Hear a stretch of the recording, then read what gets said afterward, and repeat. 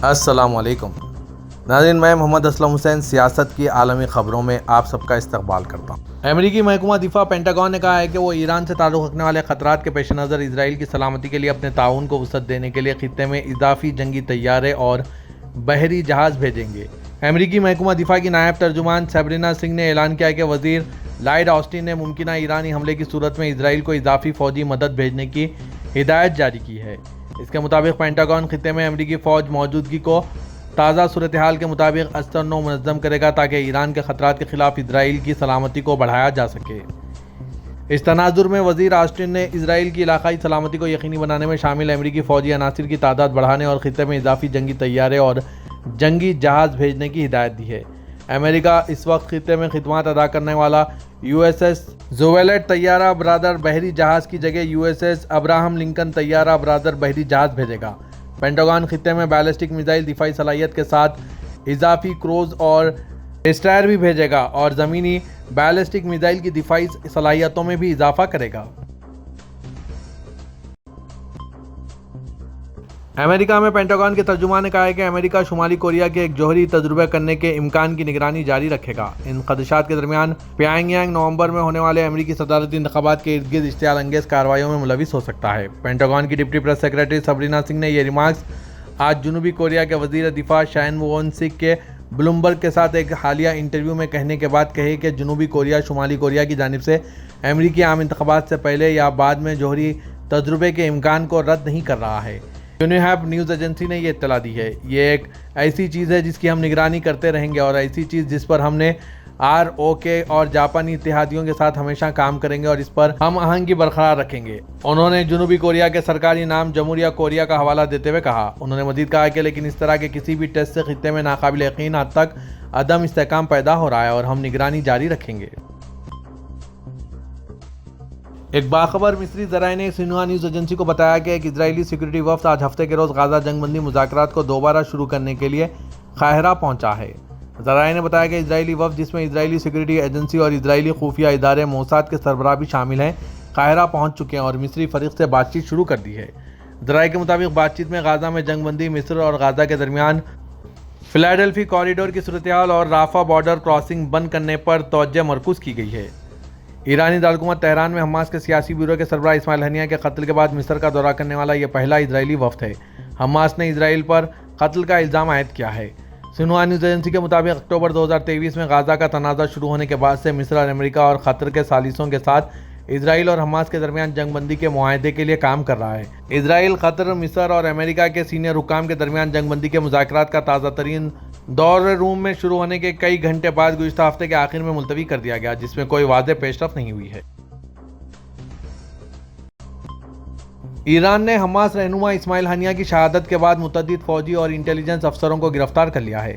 امریکی اخبار New York Times کے مطابق فلسطینی مزاحمتی تنظیم حماس کے رہنما اسماعیل ہنیہ کی شہادت کی تحقیقات کے سلسلے میں متعدد ایرانی انٹیلیجنس اور فوجی افسران کو حراست میں لے لیا گیا۔ ایران کے فوجی ذرائع نے بتایا کہ ایران کے اس گیسٹ ہاؤس کے ملازمین کو بھی جہاں اسماعیل ہنیہ مقیم تھے گرفتار کر لیا گیا۔ امریکی اخبار کے مطابق اسماعیل ہنیہ پر تہران میں قاتلانہ حملہ ایران کی سیکورٹی کے لیے بہت بڑا سوالیہ نشان ہے اور یہی وجہ ہے کہ ایران کی پاسداران انقلاب کی خصوصی انٹیلیجنس ٹیم اس معاملے کی تحقیقات کر رہی ہے۔ اسماعیل ہنیہ کو 31 جولائی کو تہران میں اس وقت شہید کیا گیا جب وہ ایرانی صدر مسعود کی تقریب حلف برداری کے لیے تہران میں موجود تھے۔ لبنان اور اسرائیل کے درمیان سرحدی علاقے میں حزب اللہ اور اسرائیلی فوج کے درمیان شدید فائرنگ کا تبادلہ ہوا، جس میں ہیوی مشین گن فائر، توپ خانوں اور میزائل فائر کے ساتھ ساتھ فضائی حملے بھی شامل تھے۔ لبنانی فوجی ذرائع نے آج یہ اطلاع دی۔ نامعلوم ذرائع کے مطابق ابھی تک کسی جانی نقصان کی کوئی خبر نہیں ہے۔ ذرائع نے بتایا کہ اسرائیلی ڈرونز اور جنگی طیاروں نے جنوبی لبنان کے ساتھ قصبوں اور گاؤں پر 9 چھاپے مارے اور ملک کے مشرق میں لبنان اور شام کی سرحد پر واقع رمل، القصر اور متربہ کراسنگ کے علاقوں پر 3 حملے کیے۔ ذرائع نے بتایا کہ لبنانی فوج کی چوکیوں کے 3 الگ الگ بینچوں میں لبنان سے زمین پر مار کرنے والے تقریباً 50 میزائلوں کی نگرانی کی اور اسرائیل آئرن ڈوم میزائلوں نے ان میں سے کچھ کو روک دیا۔ فلسطینی تحریک حماس کے سیاسی رہنما اسماعیل ہنیہ کو ہلاک کرنے والا دھماکہ خیز آلہ اسرائیل کی خفیہ ایجنسی موساد کے ذریعے کرائے پر لیے گئے اسلامی انقلابی گارڈ کارپوریشن کے ایجنٹوں کے ذریعے نصب کیا گیا تھا۔ برطانوی اخبار نے IRGC میں نامعلوم ذرائع کے حوالے سے یہ اطلاع دی۔ اس ہفتے کے شروع میں نیو یارک ٹائمز نے اطلاع دی تھی کہ ہانیہ کا قتل 2 ماہ قبل تہران کے جس گیسٹ ہاؤس میں وہ قیام پذیر تھے ان کے کمرے میں اسمگل کیے گئے بم سے کیا گیا۔ اخبار نے کہا کہ شمالی تہران میں IRGC کے گیسٹ ہاؤس کے کمروں میں مبینہ طور پر 3 دھماکہ خیز آلات نصب کیے گئے تھے جہاں آن جہانی لیڈر کا قیام متوقع تھا۔ اخبار نے کہا کہ یہ آلات 31 جولائی کے آغاز میں بیرون ملک سے دھماکہ کیا گیا تھا۔ IRGC کے ایک اہلکار نے IRGC کے اعلیٰ عہدیداروں کا حوالہ دیتے ہوئے دی ٹیلی گراف کو بتایا، ایرانی تفتیش کاروں کو اب یقین ہو گیا ہے کہ موساد نے انصار المہدی سیکورٹی یونٹ کے ایجنٹوں کی خدمات حاصل کی تھی۔ مزید تفتیش کرنے پر انہیں 2 دیگر کمروں میں اضافی دھماکہ خیز مواد ملا۔ وہ ایرانی حکام نے اخبار کو بتایا کہ ہانیہ کا قتل دراصل مئی میں ایرانی صدر ابراہیم رئیسی کے جنازے کے دوران طے پایا تھا۔ انہوں نے کہا کہ عمارت کے اندر ہجوم اور ناکامی کے زیادہ امکانات کی وجہ سے آپریشن کامیاب نہیں ہوا۔ IRGC کے ایک ذرائع نے ٹیلی گراف کو بتایا کہ حماس کے سیاسی رہنما کا قتل ایران کی توہین اور IRGC کے لیے ایک بڑی سلامتی کی خلاف ورزی ہے۔ انہوں نے مزید کہا کہ اس وقت تنظیم کی اندرونی تحقیقات جاری ہے۔ ایک جنگی مانیٹر نے رپورٹ کیا ہے کہ ہتھیاروں سے لیس اسرائیلی ڈرون نے آج ہفتے کے روز شام کے دارالحکومت دمشق کے دیہی علاقوں میں دمشق بیروت ہائی وے پر ایک گاڑی کو نشانہ بنایا جس کے اندر موجود ایک شخص ہلاک ہو گیا۔ سیرین آبزرویٹو فار ہیومن رائٹس نے کہا ہے کہ یہ واقعہ زبادانی قصبے کے قریب پیش آیا جس کی وجہ سے جائے وقوع سے دھوئیں کے کالم اٹھ رہے تھے۔ اگرچہ ابھی تک کوئی سرکاری تبصرہ نہیں کیا گیا، تاہم حکومت کے حامی شام FM ریڈیو نے بتایا کہ دمشق بیروت شاہراہ پر زرزار جھیل جنکشن کے قریب ایک گاڑی میں دھماکہ ہوا اور وہ آگ کی لپیٹ میں آ گئی۔ سنہوا نیوز ایجنسی نے یہ رپورٹ کیا۔ اس میں مزید کہا گیا کہ دھماکے سے قریبی گھاس کے میدانوں کو بھی آگ لگ گئی، تاہم واقعے کی وجہ سے متعلق کوئی معلومات فراہم نہیں کی گئی۔ چین کی ایمرجنسی مینجمنٹ کی وزارت نے آج ہفتے کے روز ایک ورکنگ ٹیم کو جنوب مغربی چین کے صوبہ سیچوان روانہ کیا تاکہ سیلاب اور مٹی کے تودے گرنے کے بعد بچاؤ کی کوششوں کی رہنمائی کی جا سکے۔ وزارت نے کہا کہ اس نے Sichuan fire and rescue department سے 268 افراد اور 65 گاڑیاں اور China Anning construction group company limited سے 55 افراد اور 35 آلات امدادی کوششوں میں مدد کے لیے بھیجے ہیں۔ گینزی تبتی خود مختار صوبے کے ریڈی گاؤں میں ہفتے کی صبح اچانک سیلاب اور مٹی کے ٹوڑے گرنے سے 2 افراد ہلاک، 8 زخمی اور 12 دیگر لاپتہ ہو گئے۔ سیلاب اور مٹی کے ٹوڑے گرنے سے ایک ٹنل پل منہدم ہو گیا۔ گرنے سے 3 گاڑیاں گر گئیں جن میں 6 افراد سوار تھے۔ مقامی حکام نے بتایا کہ ایک شخص کو بچا لیا گیا اور 5 دیگر مقامی وقت کے مطابق ہفتے کی صبح 11 بجے تک لاپتہ تھے۔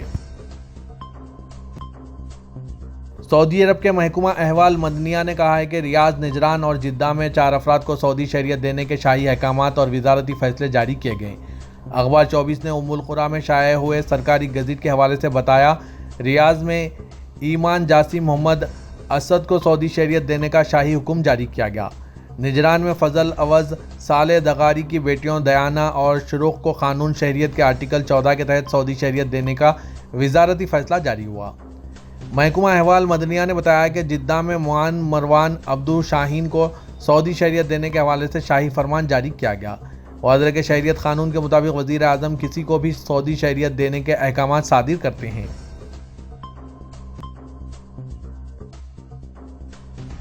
جدہ کے کنگ عبدالعزیز ایئرپورٹ کی انتظامیہ نے پہلی بین البراعظمی براہ راست پرواز کے مسافروں کا استقبال کیا۔ سابق ویب سائٹ کے مطابق روم سے جدہ آنے والی پرواز ایٹا فضائی کمپنی کی ہے، جس کا استقبال اٹلی کے نائب قونصل جنرل ایرانی بونجورونو نے کیا۔ مسافروں کو خوش آمدید کرنے کے لیے جدہ کے کنگ عبدالعزیز انٹرنیشنل ایئرپورٹ کے نائب سربراہ راشد شمری اور اعلیٰ حکام بھی موجود تھے۔ اس موقع پر جدہ ایئرپورٹ کے سربراہ مازن جوہر نے کہا ہے کہ جدہ اور روم کے درمیان براہ راست پرواز کے آغاز سے دونوں ملکوں کے تعلقات میں اضافہ ہوگا۔ سعودی عرب کے جیزان ریجن میں ابو عریش اور سبیہ کمشنری کے پل کے درمیان حصہ گرنے سے ایک شخص ہلاک اور متعدد زخمی ہو گئے۔ ابتدائی اطلاعات کے مطابق حادثہ شدید بارش اور سیلابی ریلے کی وجہ سے پیش آیا۔ اخبار 24 کے مطابق national centre for transportation safety کا کہنا ہے کہ متعلقہ ٹیمیں جائے وقوع پر پہنچ گئی ہے۔ پل گرنے کی تحقیقات کا آغاز کر دیا گیا۔ حادثے کے وقت 2 گاڑیاں پل کے متاثرہ مقام پر موجود تھیں جو نیچے گر گئی۔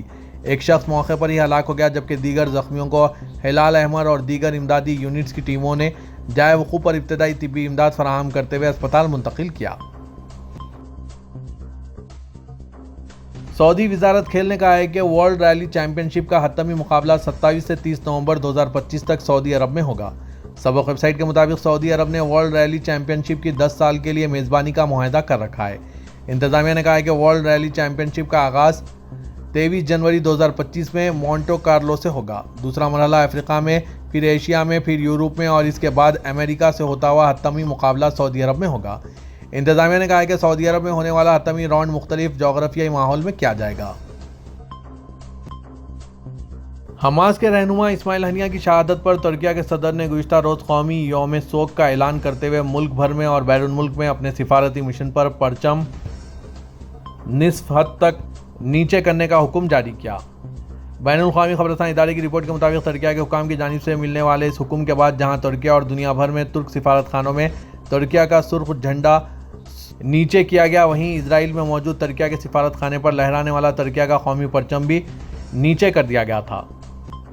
اسرائیل کے وزیر خارجہ نے ترکیہ کے اس اقدام کے بعد رد عمل دیتے ہوئے کہا کہ تل ابیب میں ترکیہ کے سفارت خانے کی جانب سے حماس کے سیاسی رہنما اسماعیل ہنیہ کے لیے سوگ کی علامت میں اپنا جھنڈا نیچے کرنے کے بعد اسرائیل نے ترکیہ کے نائب سفیر کو سخت سرزنش کے لیے طلب کیا۔ اسرائیلی وزیر خارجہ کاٹس کا کہنا تھا کہ اگر سفارت خانے کے نمائندے سوگ منانا چاہتے ہیں تو انہیں ترکیہ چلے جانا چاہیے اور اپنے آقا اردغان کے ساتھ سوگ میں شامل ہونا چاہیے، جو دہشت گرد تنظیم حماس کو گلے لگاتے ہیں اور اس کی قتل اور دہشت گردی کی کارروائیوں کی حمایت کرتے ہیں۔